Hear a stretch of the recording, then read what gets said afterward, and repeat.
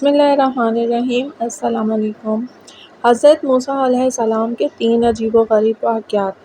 ایک مرتبہ حضرت موسیٰ علیہ السلام، یوشع اور حضرت خضر علیہ السلام باہم سمندر کے کنارے آئے اور کشتی پر سوار ہوئے۔ کشتی مسافروں سے بھری ہوئی تھی، اس کے باوجود کشتی کے مالکوں نے انہیں سوار کر لیا۔ کشتی تھوڑا سا آگے بڑھی تو حضرت خضر علیہ السلام اٹھے اور کشتی میں سوراخ کر دیا، پھر گیلی مٹی اور کپڑے سے سوراخ کو اچھی طرح بند کر دیا تاکہ کشتی میں پانی نہ آ سکے۔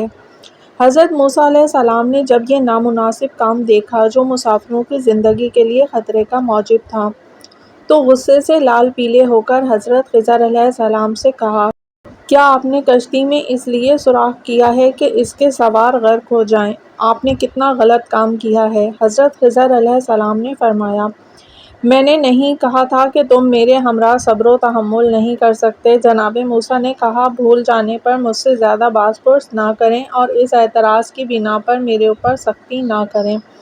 الغرض وہاں سے آگے بڑھ گئے، کشتی سے نیچے اترے اور اپنا سفر جاری رکھا۔ مزید سفر کے دوران میں حضرت خضر علیہ السلام نے ایک بچہ دیکھا جو دیگر بچوں کے ساتھ کھیل رہا تھا۔ جناب خضر نے اسے پکڑ کر جان سے مار ڈالا۔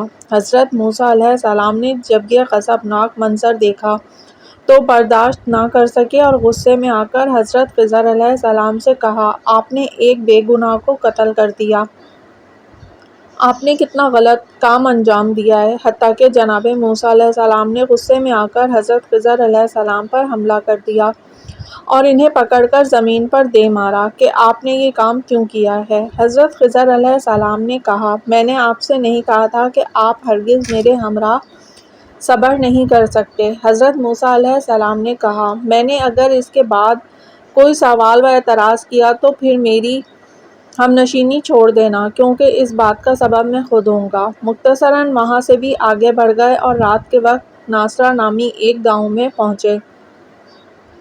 وہاں کے لوگوں سے کھانے پینے کی چیزیں مانگی۔ اس گاؤں کے لوگوں نے نہ تو انہیں اپنا مہمان بنایا اور نہ ہی کھانا وغیرہ دیا۔ وہاں پر انہوں نے دیکھا کہ ایک دیوار گرنے والی ہے۔ جناب خضر علیہ السلام نے جناب موسیٰ سے کہا، اذن خدا سے اٹھیں، اس دیوار کی تعمیر کرتے ہیں۔ پھر حضرت خضر علیہ السلام اکیلے ہی اس دیوار کی تعمیر میں لگ گئے۔ حضرت موسیٰ علیہ السلام جو کہ تھکے ماندے اور بھوکے تھے، نے احساس کیا کہ ان کی اور ان کے استاد کی بلند پایہ شخصیت اس گاؤں میں اس نامناسب کام کی وجہ سے مجروح ہوگی۔ اس کے باوجود جناب خضر علیہ السلام نے اس دیوار کی تعمیر کا کام شروع کر دیا۔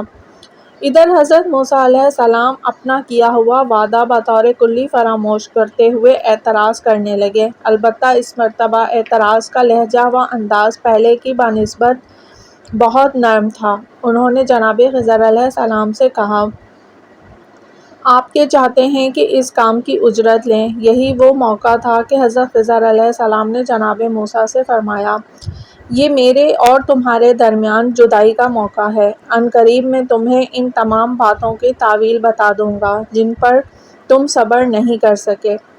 حضرت موسیٰ علیہ السلام نے کوئی بات نہ کی اور سمجھ گئے کہ وہ جناب خضر علیہ السلام کے ہمراہ نہیں چل سکتے اور نہ ہی ان کی عجیب و غریب کاموں پر صبر و تحمل کر سکتے ہیں۔ حضرت خضر علیہ السلام نے جناب موسیٰ علیہ السلام کے لیے مذکورہ عجیب و غریب حوادث و واقعات کی یوں وضاحت فرمائی، وہ کشتی ان محتاج لوگوں کی تھی جو سمندر میں کام کرتے ہیں۔ میں نے اس میں اس لیے سوراخ کیا کہ زمانے کے ستمگر افراد اسے غصب نہ کر لیں، چونکہ ان کے پیچھے ایک ظالم بادشاہ تھا جو کہ ہر وہ کشتی چھین لیتا تھا جو صحیح سالم ہو۔ میں نے جو اسے عیب دار کر دیا جس کی وجہ سے اس کشتی کو اس کے مالکوں کے لیے محفوظ کرنا تھا۔ وہ نوجوان جسے میں نے قتل کیا اس کے والدین مومن تھے، مجھے خطرہ تھا کہ وہ انہیں کفر اختیار کرنے پر مجبور کرے گا، لہٰذا میں نے چاہا کہ ان کا پروردگار انہیں اس کے بجائے ایک پاک سرشت اور نیک بیٹا عطا کرے۔ وہ دیوار جو میں نے تعمیر کی وہ اس شخص کے 2 یتیم بچوں کی تھی۔ اس دیوار کے نیچے خزانہ ہے جس کے مالک وہ دونوں یتیم ہیں۔ ان کا باپ نیک اور صالح آدمی تھا، لہٰذا پروردگار یہ چاہتا ہے کہ بچے بالغ ہونے کے بعد اس خزانے کو نکال لیں۔ یہ آپ کے پروردگار کی رحمت تھی۔ میں نے کام اس لیے انجام دیا کہ خزانہ زمین کے اندر محفوظ رہے اور کسی دوسرے کے ہاتھ نہ چڑھے۔ میں نے یہ سب کام فضول انجام نہیں دیے۔ یہ تھا ان کاموں کا راز کہ جن کے مقابلے میں آپ صبر و تحمل نہ کر سکے۔ حضرت موسیٰ علیہ السلام جناب خضر کے ان کاموں کی توضیحات سننے کے بعد بہت خوش ہو گئے۔ جس وقت حضرت خضر علیہ السلام اور جناب موسیٰ ایک دوسرے سے جدا ہونے لگے تو جناب موسیٰ علیہ السلام نے ان سے کہا، مجھے کچھ واعظ و نصیحت کریں۔ حضرت خضر علیہ السلام نے کچھ مطالب بیان کیے۔ ان میں منع جملہ یہ کہا، 3 چیزوں سے پرہیز کریں۔ نمبر 1 لجاجت یعنی لڑائی جھگڑا یا خوشامد۔ نمبر 2 کسی ہدف و مقصد کے بغیر سفر کرنا۔ نمبر 3 کسی تعجب و حیرت کے بغیر مسکرانا، یعنی غلطیوں کو یاد رکھیں اور لوگوں کی خطاؤں کے بارے میں تجسس کرنے سے پرہیز کریں۔ حضرت امام رضا علیہ السلام سے منقول ہے کہ وہ خزانہ جو دیوار کے نیچے مخفی تھا، سونے کی ایک تختی تھی جس کے اوپر درج ذیل عبارت تحریر تھی، اللہ کے نام سے جو رحمان و رحیم ہے، محمد صلی اللہ علیہ وآلہ وسلم اللہ کے رسول ہیں۔ مجھے تعجب ہے اس شخص پر کہ جسے موت کا یقین ہے، پھر کیسے خوش ہوتا ہے۔ میں تعجب کرتا ہوں اس شخص پر جو قضا و قدر پر یقین رکھتا ہے، پھر کیسے محزون و مغموم ہوتا ہے۔